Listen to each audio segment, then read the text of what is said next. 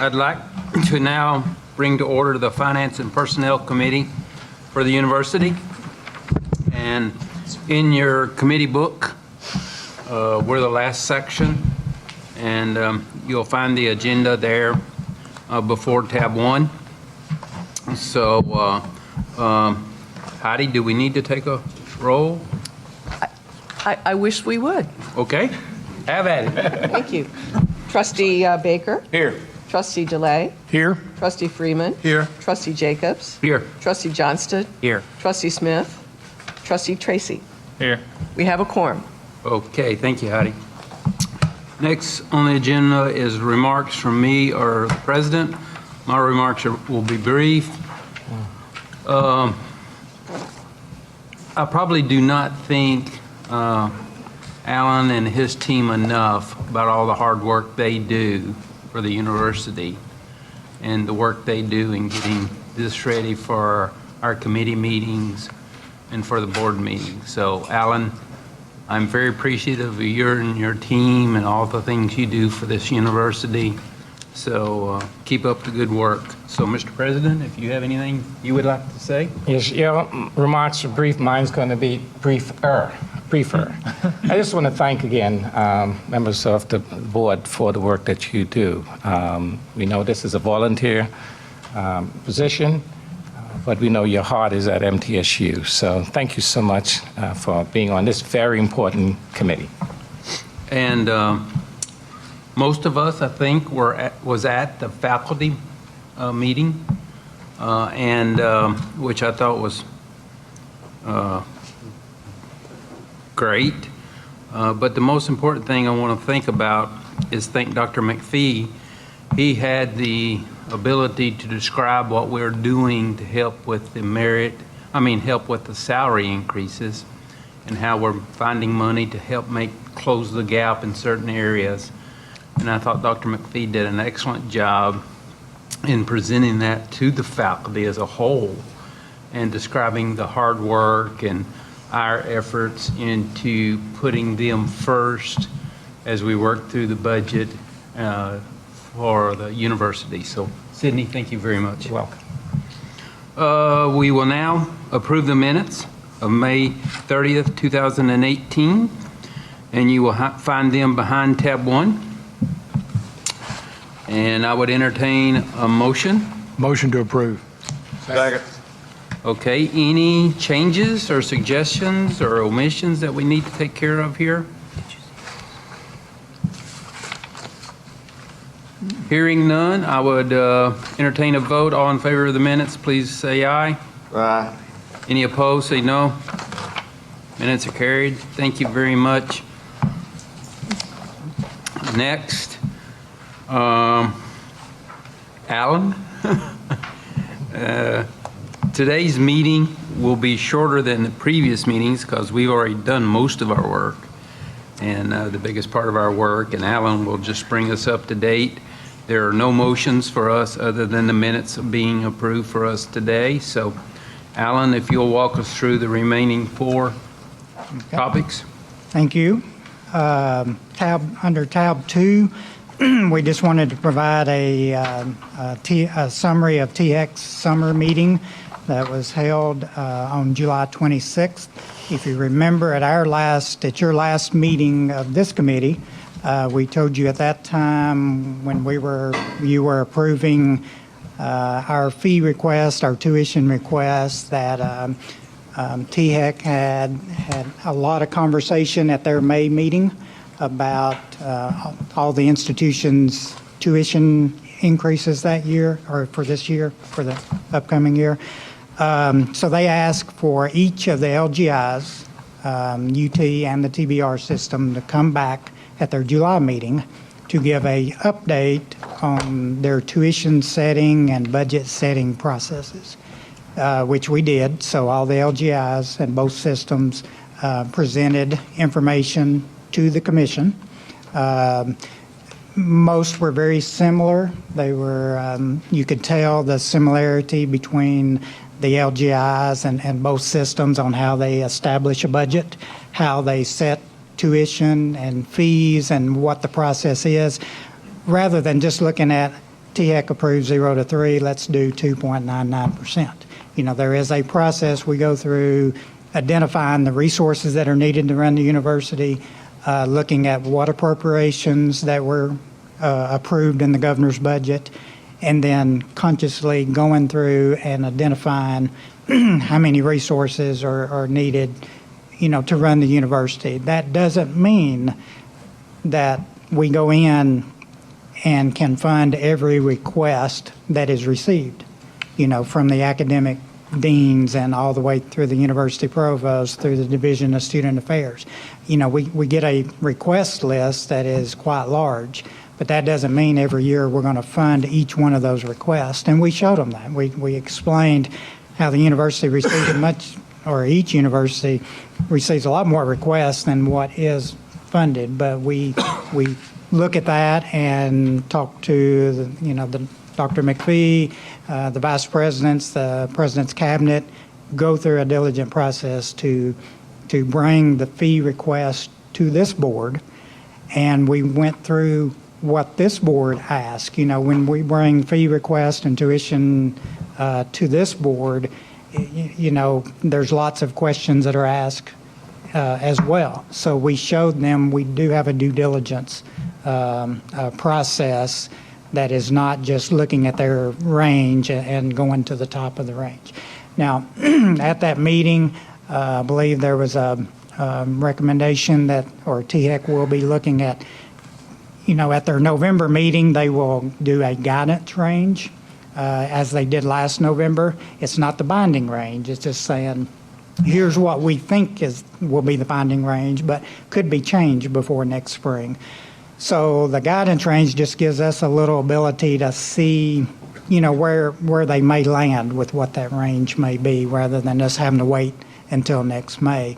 So that will, it looks like a subcommittee of the THEC commission members will kind of get together with the THEC administrative staff and kind of work together to come up with that range. And in the past, you know, that was kind of brought to the commissioners and approved, you know, at one meeting, but I think there will be some engagement prior to that meeting. So a lot of that discussion before the meeting gets done, and then when it's brought to the full commission, a lot of that work's already been done. So at our next meeting here, we should have, which will be November, we'll have that guiding range, so we'll update you of what that is. And then, of course, we'll wait on the binding range by next May. So, any questions? Alan, out of curiosity, knowing we have an administration change coming before us, was there any discussion given as a little bit of tightening possibly on funds that may be coming forward year one, year two of a new administration? Was that a discussion? Yes. THEC has informed us through the finance, their finance group, that we need to, they will be asking us to go through an exercise of, you know, we know the state funding has been good for the last few years, but there's a point to where it will not be. So they will be asking us to go through an exercise of, and we haven't got those instructions yet, but go through an exercise of, if this happens, what will you do? You know, if this, you know, and it may be more than one scenario, you know, so we may have to go through, you know, a couple of scenarios or 3 scenarios and say, what would we do under this circumstance and this circumstance and this? And we'll be reporting that to THEC and also to this board as well. I think they termed it a stress test. Yes. That they will be implementing, and certainly it is something that we will respond to, Yes. as all the other institutions.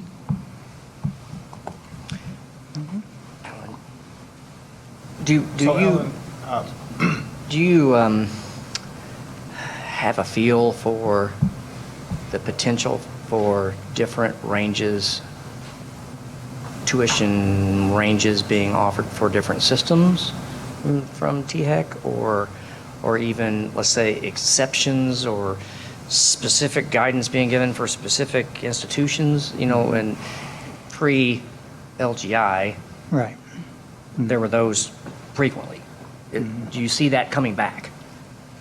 That wasn't specifically discussed, but I think with the way they're approaching it this time to where TX staff will work with commission members prior to the meeting and have work groups and stuff, I'd say a lot of that, whether that specifically Yeah. will be discussed, I don't know. But I think other ideas will come about and, on the table to see what, going forward, what's the best approach. So the potential exists for us, say collectively, you to go to these work groups and explain, because of circumstances, we need X amount of a tuition range or, tolerance to make our budget work. Is that? Since they haven't set up the process, I don't know, but what I think will happen is the TX staff will be working in these work groups with their commission and then coming back to the universities and systems asking, okay, after this work group, now they've come back to us asking us questions. They'll go back into a work group. It'll kind of be a back and forth. I don't know that we will attend the work groups, but Right. but we will have input, I believe. Gotcha. Yes. Have we been through stress testing before? And We've lived. We've I'm lived looking it. do we continually update our stress testing? Well, with the economy and, everything that's been happening, and then we provided a report, I think, to the board of everything we've done since 2008. But that was an actual. Those are actuals, right? That's not a stress test. Those are actuals. When I'm talking about a stress test. That's why I held my heart.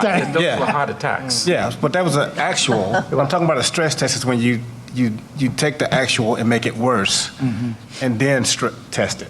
And we do discuss that with many groups that Dr. McPhee works or meets with, President's Cabinet, as well as all the way to Faculty Senate and different, this is how it is, but, we know at some point that this may not hold out. So we haven't actually gone through a specific stress test, a formality, a formal one and stuff. But we do look at, things, as we start looking at enrollment and seeing what it looks like and, what if it had not, been where it is today, what would we have done? We have those discussions frequently. How would we adjust the budget and what would have to happen? Now, as a formal document, we have not put that into a formal document, which we will this time. I think that'd be good. We do it at the bank all the time. It'll be good. Yeah, we agree.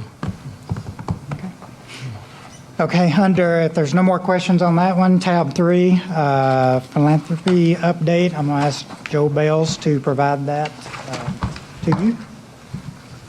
Thank you, Alan. I think we all realize the changing role philanthropy has taken in the operation of our universities. For a long time, it was primarily seen, particularly in the public institutions, as the way to provide some scholarships, support the athletic program, do some things kind of on top of your base operating.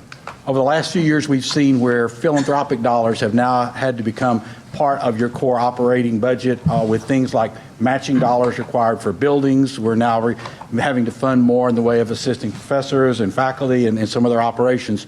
So as we look at what we've done philanthropically, we do that from the standpoint of both what is in the best interest of our donors and what is the primary need for the university. So today I want to kind of just quickly give you a thumbnail of where we are, where we're headed, and some of the challenges we may face. The first sheet you've got in your packet is kind of a 5-year trend of where we've been and where we're going. Now this is a total dollars report. It includes things, and for example, that wouldn't be considered charitable but are handled by the foundation. An example of that is somebody buys a piece of artwork in a charity auction. Well, they don't get a tax deduction because they got the artwork, but the dollars are still counted. So this is a total dollar report for you. And you can see the trend line over the years has remained fairly static. If you look at the 2 years, 2016, 2017, we talked about that earlier in a report, that those 2 years were impacted by the fact that we did not see significantly any dollars coming from bequests and planned gifts. Planned gifts are becoming an integral part of what we do with fundraising. In a given year, we would typically expect 25 to 30% of a year to come from those gifts, estates, bequests, insurance policies that mature, things like that. Years when it doesn't happen, it affects us quite a bit. You can see last year's number went way back up because our bequests went back up. And so that's really the single biggest variable that we have on a year-to-year basis. The good news is we've been working very hard over the last decade to put some of those in place. We now have over $40 million in known expectancies that we expect to receive over the next 20 years, which is good. We hope more and more people will consider that as a way of supporting the institution. It's viable. It's a long-term solution to our fundraising plan or to our operations or support for them, and we feel like it's something that we have needed to do.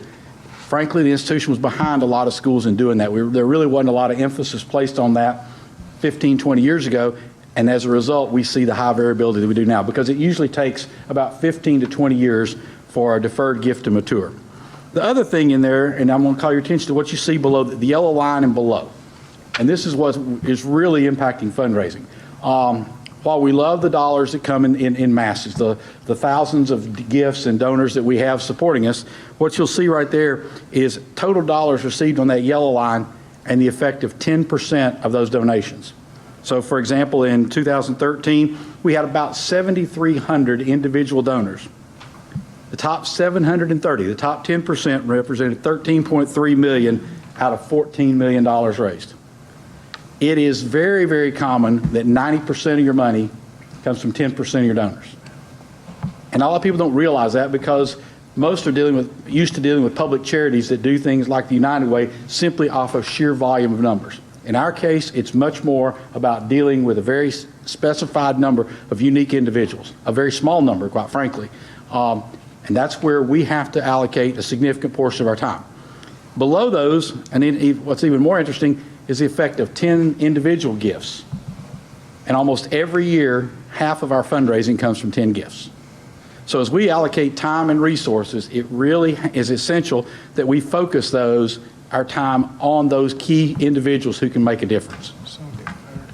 Now, it's nice to throw numbers out here and say we raised an average of $10 million or we did $12.7 million last year, but how does that put that in context of our peers? And I think that's what's really important as we look at where we are relative to our marketplace. For the last decade or so, MTSU has been considered what's considered a public master's granting institution by the Council for Aid to Education. That's kind of our benchmarking organization that lets us know how we do relative to the peers. Now, it's not always a one-to-one comparison because there are things like medical schools, different size alumni bases, academic programming. All of those affect how an institution does, but it is the one standard that we can all kind of buy into. So if you look back at last year's numbers, we just got the report a few weeks ago. In 2017, there's about 200 institutions that are public masters. About 150 of them roughly report. The national average among all our peers was $6.6 million. Our $8.5 million in charitable giving ranked 34th among those peers. If you took the 12.7, and these numbers don't vary much over the years, they've gone up. The average has gone up about $100,000 a year over the last decade in how these schools have done. But the 12.7 that we did this last year would put us about 15th. So we rank very well compared to our national peers. And that's important because our alums want to know. There's always a natural competition. We try, and we want to be considered best in class with our appropriate peer groups. Now, one thing I'll warn you, if we get the law school, next year we'll move into the doctoral research category. We'll be competing with Ohio State and Michigan and Alabama, and our numbers won't match up quite as well. But that's a great part of progress. It gives us an opportunity. As you flip over to the next page, this is our actual charitable dollars. This is what individuals can count on their tax return and the number we actually report to VSE. And I give you that just to sort of give you a breakdown of how money's come in. Typically in a given year, our athletic department does 20 to 25% of what we do. Our academic programs fill in a big part of that balance, and then about 25% actually comes institutionally in general scholarships and things like that. Our academic colleges, by and large, are very competitive on a national basis. Your target across the board is somewhere of about $500,000 at a master's granting institution for an academic college, with the exception of business, the sciences, and engineering. They typically do a whole lot more. Now, I know our business number, if you look at it, you're going to go, why did they fall off a little bit? Well, this was a timing case. We've got a fairly large gift that was supposed to be paid in June. It's not going to be paid now till October of this year.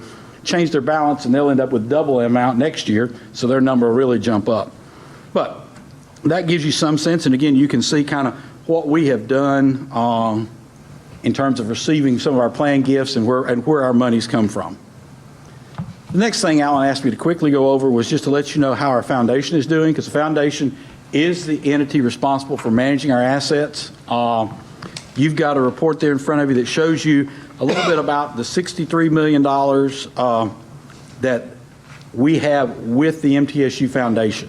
One thing to remember is our foundation money is actually in 3 pots. The MTSU Foundation keeps about $64 million in current balance. State of Tennessee has about $37 million in our Chairs of Excellence program, and then we have $5 million in trusts that we're a partial beneficiary of. So collectively, we have over $100 million, which puts us in good company with most of our peers. But the $63 million, you can see last year we did 9.5%, compared that to a national benchmark of 6.8%.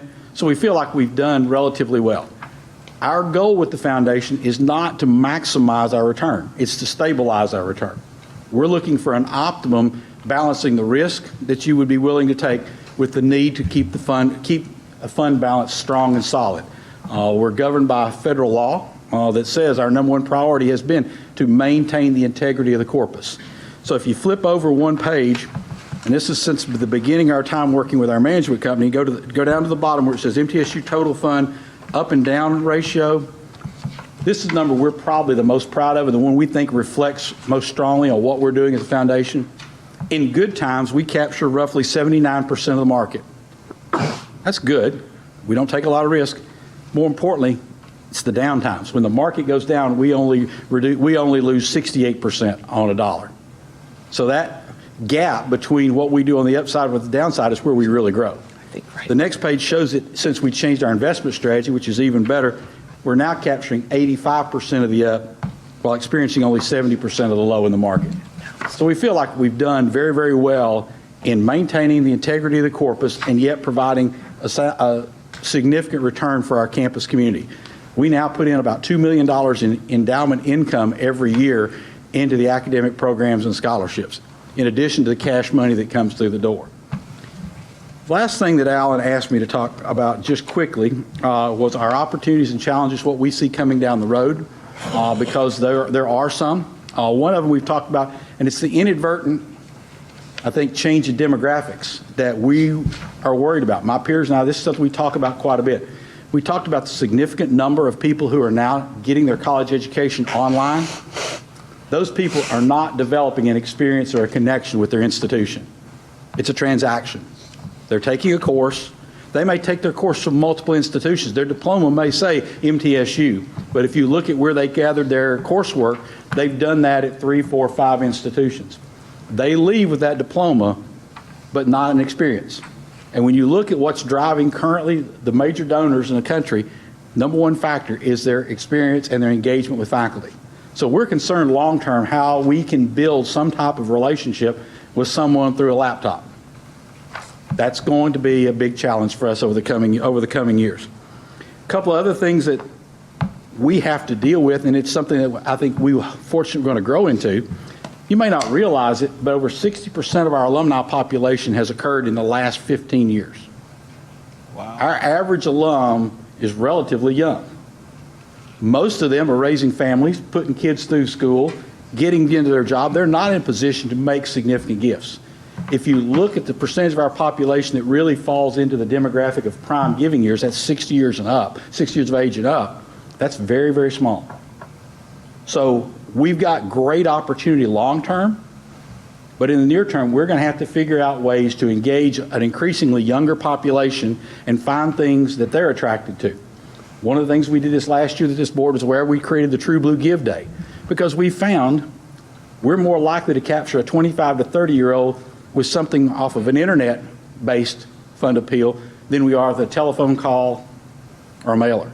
They're more responsive, and that's where we're trying to reach out to them. We raised over $325,000 that way, attracting a lot of new younger donors. But those are going to be smaller dollars, and as I said a minute ago, the real money comes from those top 10, 15, 25 people. So we've got to figure out how to balance that gap. That's one of our challenges.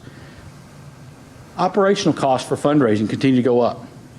It now takes approximately 50 cents to produce one piece of mail.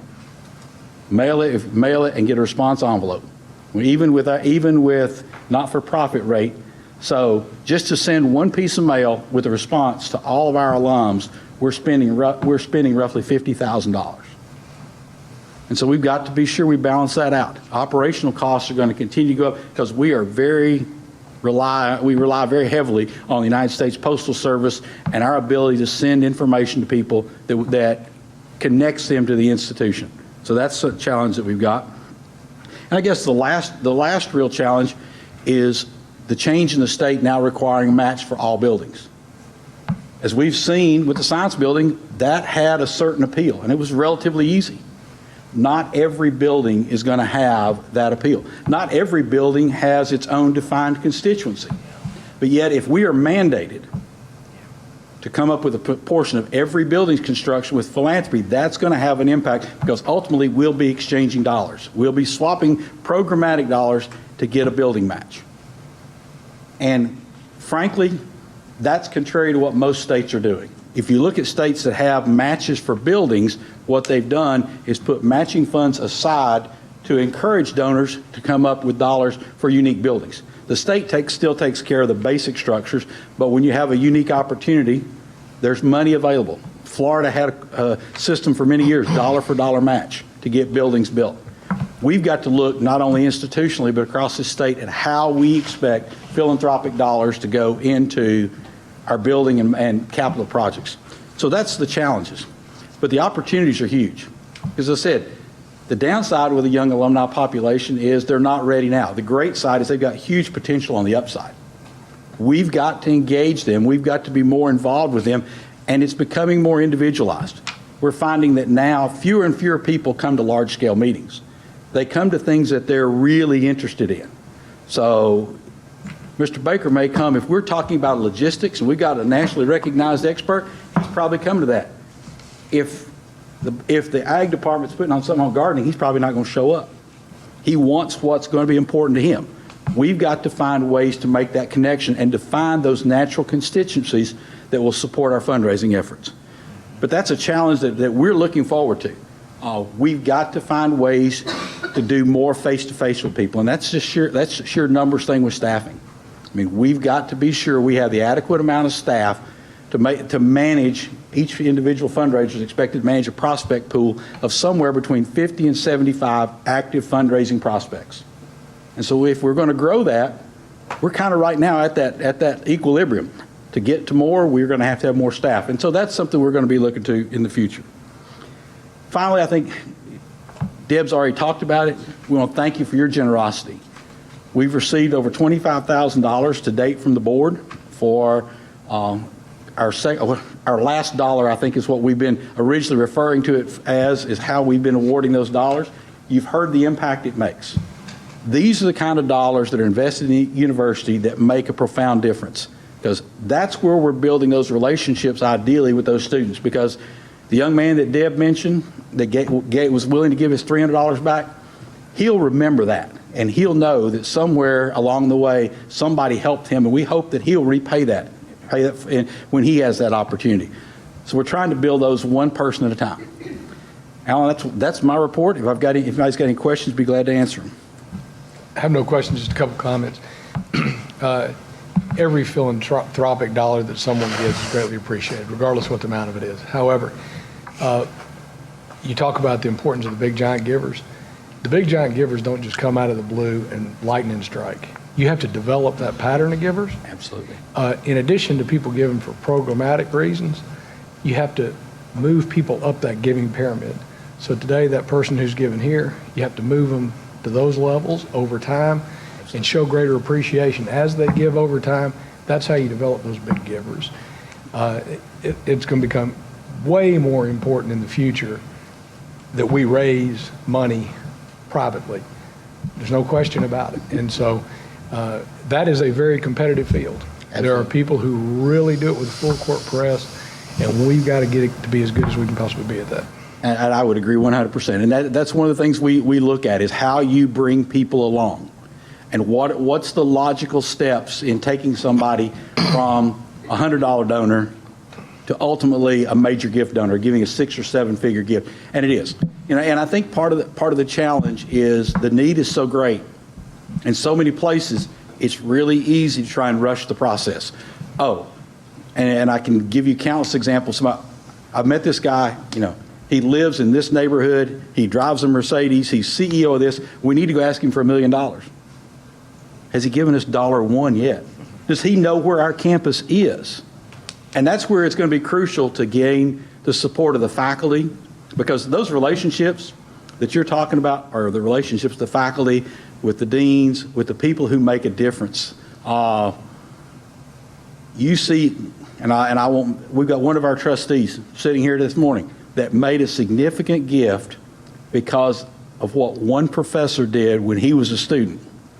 And I think he would tell you that he smacked him up the back of the head as a student and told him to straighten up and get his act together, but that he had a potential. He's made gifts because of that relationship. That's what we've got to do is foster those. Let me add, Pete, Regent DeLay, Trustee DeLay, as our chairman would say, trust DeLay. You're right about that nurturing, and Kim will tell you that I have actually a list of individuals that have not been involved with the university that I check on like every other month or so. When I travel for business, if I'm on a SACS review team, I ask Joe and his staff to give me a list of alums in the area, whether they're in Houston or wherever, and I call them up and say, hi, this is Sidney McPhee, and you're an alum, I appreciate. And the first thing I say, this is not a solicitation call. This summer, for an example, when we were traveling for community colleges, both in East Tennessee and in West Tennessee, Kim and I had lunch with 3 of our alums in the area that had lost contact with the university. That needs to be multiplied, and it will take time to nurture those relationships. And we've seen it happen with one of our alums in California who never had given to the university, never came back.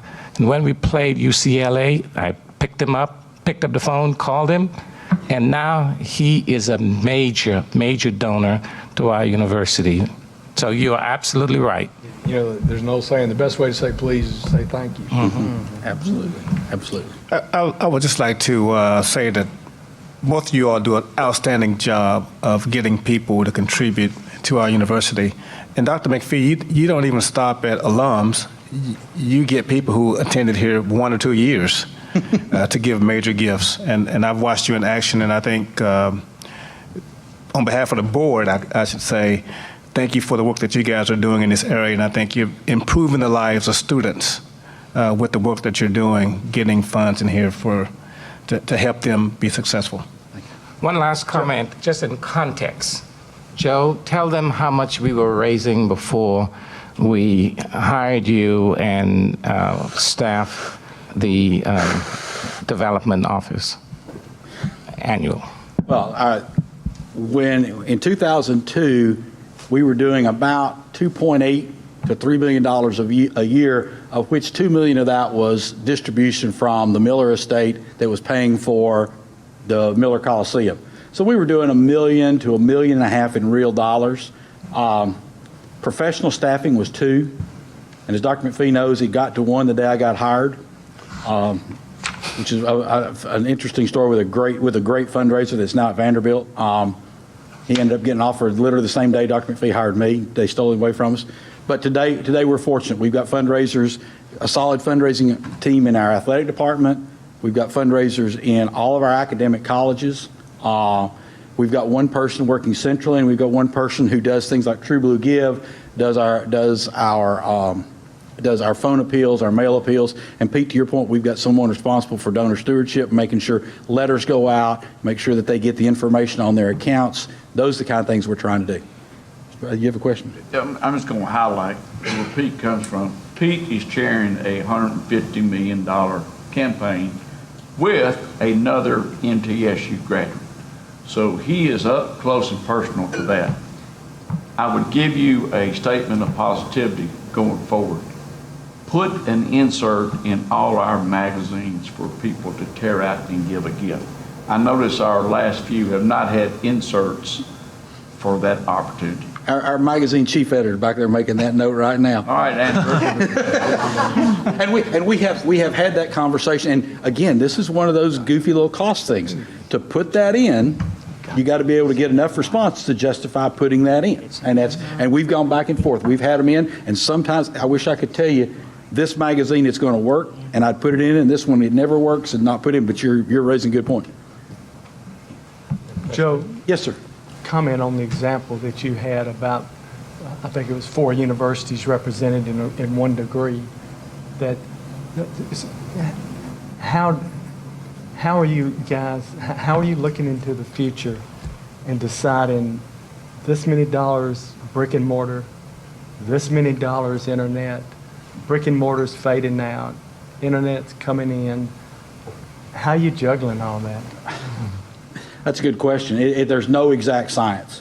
Part of it is going back to knowing the individuals, particularly on the higher end. I mean, the higher end donors, and again, I know we got to focus, we need to talk about what we do with internet-based fundraising and all that, but those are typically, for example, things we know, and we look at the national norms. Internet, mass funding, they're driven more by young alums who are making gifts out of their paycheck. That's where that comes from. So you sort of, you get a sense of where your average income is. You kind of know what you can ask for, what's reasonable. But the other thing that's interesting about that is now that group demographically is starting to look at unique projects. They don't fund the things traditionally philanthropy did. So they're looking at more innovative ways. That's what we did with the True Blue Give. Tried to balance some things like we put the last dollar, things that where a student might be able to relate. They're more likely to give to those. Now those gifts are $25, $50, $100 gifts. Larger donors, it is really about sitting down, having a conversation with them. What's important to them? What do they value? And what do they believe an investment would mean to the university? And so we balance both of that. So there is a fair amount of science on the large level. It's very personal on the individual level. I think it's kind of personal also on the larger donor level too, though. I think when you can engage those larger donors with students, it's kind of that emotional reaction that Absolutely. Really makes people want to give too. Absolutely. So, how many? You guys do a great job. How many staff do you have? How many staff now doing development? FTE counting athletic, FTE is 12. That's right. I believe athletics has 3. Count part of my time, Pat. I think 12 is right now. Okay. And so you see, we're kind of, nationally what they will tell you is you will raise between $500,000 and $1 million per FTE. So we're kind of, typically on most years, we're kind of at the top end. Okay. Keep up the good work. Just let me ask one other. Yes, sir. Has have any of the insurance companies ever approached you about on the? Yes, they have. Okay. About the leveraged insurance. We've talked to some of those. The challenge you get with a lot of them, and it's a financial, for a lot of them is the sustainability of the payments. Because a lot of them, when you've got somebody who's making payments over time for that insurance policy, we've tried a few of those, and what happens is after 5 years, I don't want to do that anymore. So that's, and so you're stuck with, you either have to internally continue that payment on that policy, or drop it. So what's our policy? Do we continue to fund? No, typically we don't. Because typically we don't unless the policy is huge, and most of them have been relatively small. Okay. Most of them are $50,000 and $100,000 policies. okay. They're not $2 and $3 and $5 million policies. And there's a couple of places. Oklahoma State's a classic example of when they tried that, and when it fell apart, there was a huge backside cost. So. Just one other thought on strategy. As the stock market's been so good and people are looking at tax bills on capital gains, maybe right before tax season, Right. it's a time to remind people that, Year-end tax it's season. better to give it to MTSU than to Absolutely. write a check to the government. Well, we see more and more people, and the market is good, more and more people make their gifts with stock. What we don't know yet, and next year will be the big telling point, now that we've increased the standard deduction, doubled it for everybody, what impact is that going to have on individual philanthropy? I think. Gonna hurt it. For people less than 20, who make giving gifts of less than $5,000, I'm not sure. If you're over that, I think you're still going to be able to use the exemption, for most people. Yeah. Thank you, Alan. It's too dang difficult. Thank you, Joe.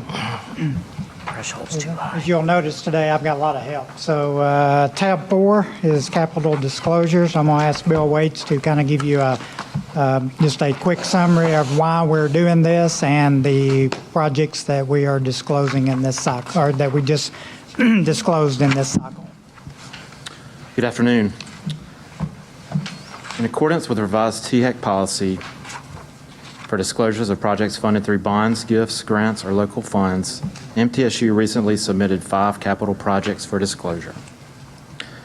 Disclosure of a capital project is the first step in the project approval process. It's very important to note that this only indicates an institution is considering a project and in no way obligates us to proceed with a capital project. There are 2 methods to disclose projects to THEC. One is through the yearly capital budget request. This would be the mean where we would request large projects over $1 million or any project that would contain Tennessee State School Bond Authority funding. As part of that process, this gets forwarded to the TSSBA so that they can ensure that they have enough bonding authority, bonding amount to cover any projects that we go forward with. There's also a secondary or quarterly basis where we can disclose smaller projects. These are usually in the range between $500,000 and $1 million in cost. On this list, we have 2 new projects. The first is the Miller Education Center renovations. The Miller Education Center, which we're all in, of course, was partially renovated and finished in 2016. This project would allow for renovation of the remainder of the building, including classrooms, faculty, staff offices, and study areas. The second new project on our list is a parking structure. And the reason we included this on the list is with the potential addition of new building construction, especially in the east quad of campus, that would lose some parking spaces. We may need to build a parking garage. And the building he's talking about is the new academic classroom building. That's where we're going to put that. We will lose a significant amount of parking there. That's correct. And then the applied engineering building. Applied engineering Some in the future buildings that we're still kind of, not sure if we're going to get them or not. School of Concrete and Construction Management is another project that hopefully we will get funding for that. Also, there were 3 revised projects listed on the list. These were all athletics projects. We had made a disclosure to revise the budget of these. The first project on the list was the football operations facility. I know all you were presented with the athletic master plan from Chris Mazzaro earlier. This would be phase 1 of that athletics master plan, include locker rooms, training rooms, strength and conditioning spaces, meeting spaces, and coaches' offices.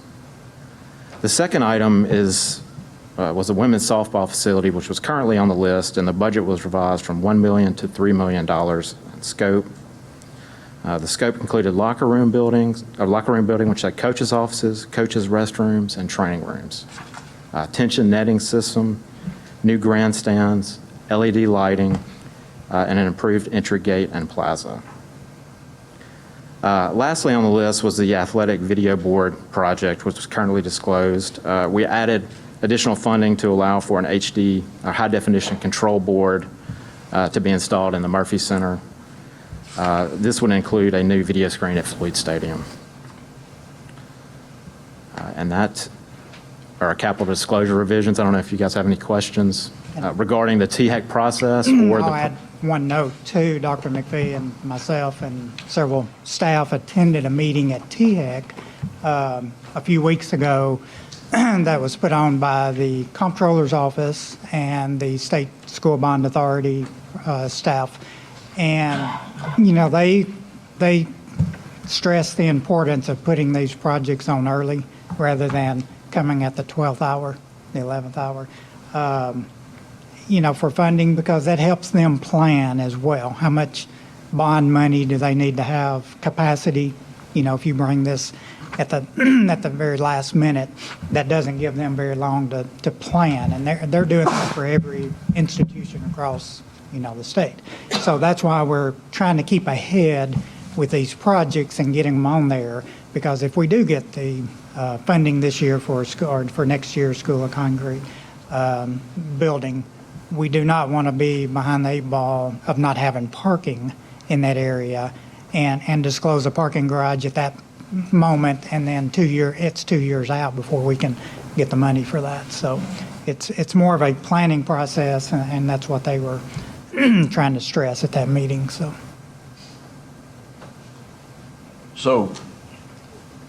you're describing the parking situation as being a logistical nightmare without the parking facility. Is that what you more or less said? I don't know how to use the term logistical nightmare. But it's going to be Without it, it would be very, very difficult. And we have tried to keep up with the number of park. That's the number one problem we hear from students. Yep. And we've added how many parking in the last couple of years? 2 parking garage already and some surface lots. Yes. So for some, I guess, students who are trying to find a parking, if we don't add, taking away that space to them, it might be a logistical nightmare. Yes, sir. Parking has been a problem since I was a student here. You know, they told me parking was a problem in 1911 when the university was first established. Same with you, Adam? It's not right. Before me. That's right. Yeah, that's a It big. was hard to get a place to park your horse and buggy. Okay. If no more questions on that, I'm going to ask Bill to stay and begin the conversation about capital project updates. He'll go through some of our talk about our academic classroom building, some other projects going on, then Joe Whitefield will come talk about some of our capital maintenance projects and where they are. Thanks, Alan. Okay, first off is a new parking services facility building. This will serve as a new home for parking services, including parking permits, bus maintenance, and personnel offices. This will be located on City View Drive, which is the southern end of campus, south of Alumni Drive.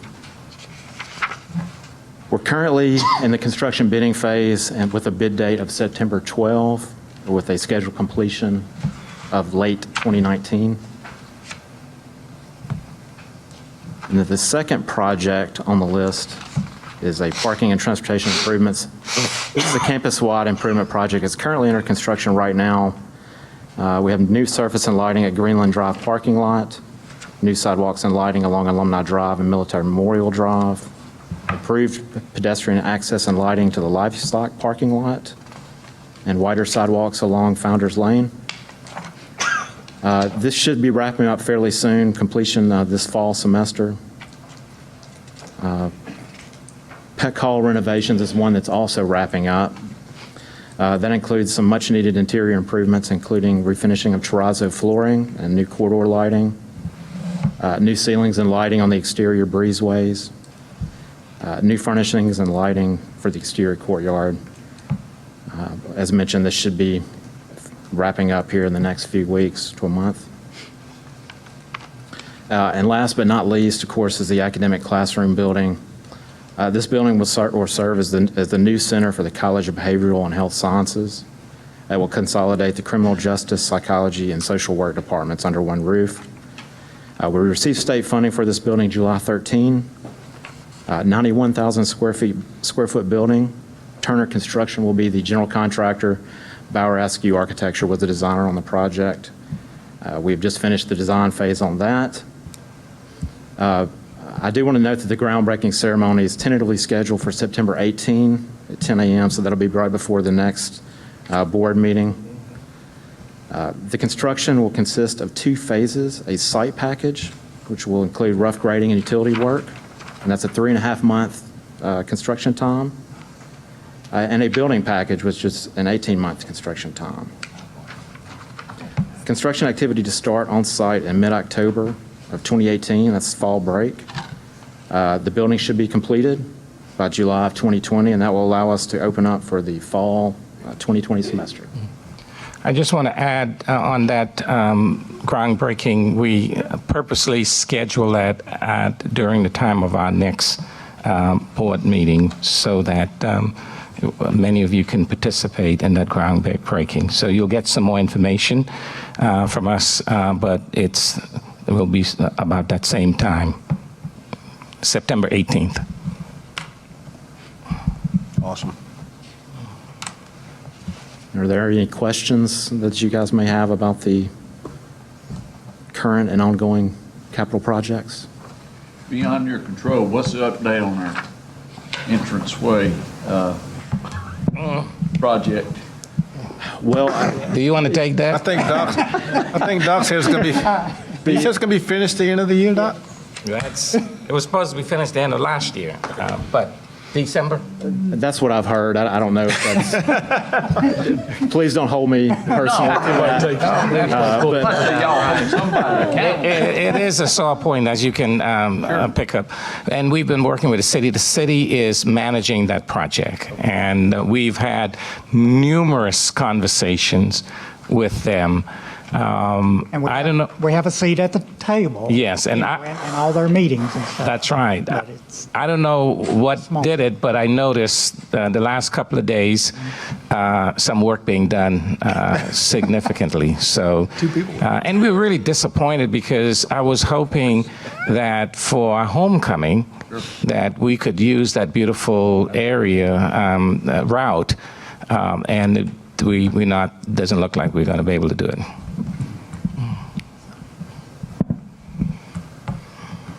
Okay.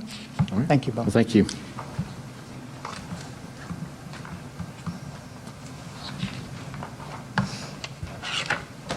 Good afternoon. Good to be with you here today to talk a little bit about capital maintenance and capital renewal projects, give you a little bit of an update on some things. So I'm going to, we don't have any projects to present at this time. That's what we've done the last 2 times we've been together.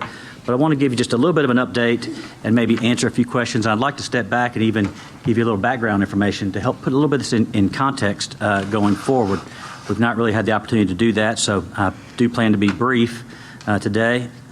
First of all, the 2019-2020 projects that were approved last time, those are now in the queue. They've been submitted to THEC, and so those will be going through the legislative process and the funding process this year, hopefully to have funding for those made available July of 2019. So our last group of projects was about $8.1 million. That's where that group is.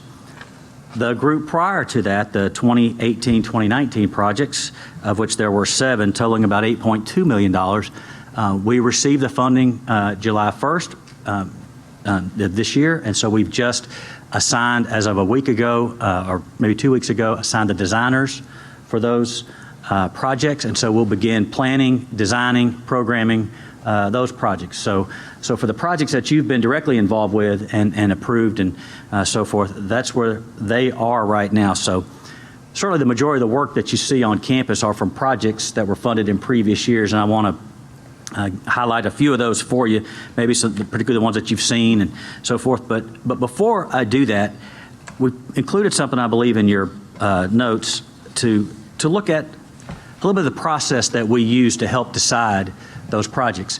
Our last time, you saw, I think, 5 projects for the requested fiscal year with 4 additional out years. And so you see about $35 to $40 million worth of projects that are sort of proposed or planned. And if you think about how we go about planning for capital maintenance, there actually is a lot of process to that. And I wanted to share one thing that I think is really quite interesting and perhaps a little unique for us. And if you'll notice, you've got this table, an excerpt from our 2016 Campus Master Plan. And so it's really two parts of the same conversation here. One is a table to show you a little bit of information. The second is a graph taken from that table, this excerpt. And what this is our attempt to try to quantify a few things as we look at our facilities. And so it consists of, for instance, if you look, you'll see the buildings that are listed there, and you see their building IDs and some years that are built, which are really quite important when we think of long-term capital renewal, because no matter how well maintained and so forth, systems tend to age out. And so you can look at the original construction year built, that type of thing, the square footage, and so forth.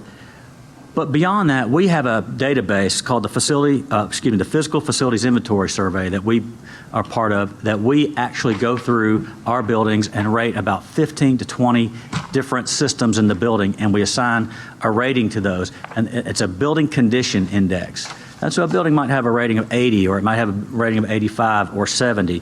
And so that's one of the components that you see here. And that's just the summary for the building, but just imagine that behind every rating, current condition rating, you've got this much data. I'll just hold this up. I've got this much data behind it that rolls up. And so what we want to do is get a kind of a quantitative assessment of the condition of the building. And so we will take that, and what we've learned to do is we would not only just take the physical condition of the building, but there are other things that a little more not quite as physical or technical, like for instance, we talk about the site suitability. If you take a building, for instance, KOM, you take Kirksey Old Main, one of our older buildings, an original building, that has some significance that's not just captured in the condition of the foundation or the roof or so forth. And so we have things like site suitability, where it is, its historic significance and things like that. So that's a component that we try to measure as well. And on your table, what you'll see is to the left, we would take both that site suitability and that physical building rating, and we try to combine those two to give an overall sort of grade for that building physically. And as an engineer and a facilities person, I would be just as happy to stop there, but fortunately, we don't stop there. We've engaged in a process and where we look at the programmatic suitability. Let's look at if it's an academic building, let's look at the academic suitability of that. So one of the things you'll see is the existing program suitability. And what we want to know is how well that building serves its function. Does it have the space? Does it have the physical features that it needs to support that academic program, or if it's in residential life, how well is it doing that? What about the gathering spaces and the way we teach and things like that? So we try to marry those components to give an overall sort of score. And so that gets a rating as well. So if you kind of flip the page and you see our graph now tries to juxtapose those two, the programmatic suitability with the physical dimensions that we've talked about, so that you can see where buildings rate. Okay, and the size of that, the dot is representative of the size of the building, and so the larger dots are the larger square foot buildings, so that as we go through and prioritize our capital maintenance and our capital renewal, we want the most bang for our buck. So we're looking for those buildings that have the most impact, serve the most students, and meet those needs, and we can get the most bang for our limited dollar, if you will. You'll see things that are rated with a DD rating. If you look at that, then those are typically the buildings that if you go through the master plan, you'll see that are scheduled or certainly candidates for demolition, those types of things. You'll see buildings on here that have high program suitability that need some physical improvements. Well, those will be the systems and the physical improvements that might be featured in the capital maintenance list of projects. So as we go through and you start to see that list, maybe an HVAC project in a building or a roof for a building or a utility and infrastructure project, that's some of the background for how we try to do that and let this type of approach inform that decision making so that it's not haphazard and very reactive. we certainly respond to other cues and other information, but on sort of a planned basis, this is how we try to keep up with that. So that's a little bit of background there. I don't know if there's any questions about that, but that's certainly something that's in our master plan. We've worked diligently to actually get that type of input into the master plan, which I think is fairly unique. I've not seen that in a lot of other master plans. People tend to gloss over some of that, so very appreciative and proud of that. So, without any questions about that, let me give you just one or two highlights because I know if we've talked about, I won't bring up Middle Tennessee widening. That's been talked about. A couple of things. The one I will take some credit and blame for is the other one that we've cut the campus right down the middle with our Steam Line project, right there in front of the football stadium and baseball stadium. And I'll have you know that, one, we're fortunate we have an excellent contractor on that, and that project's come along by mid-October.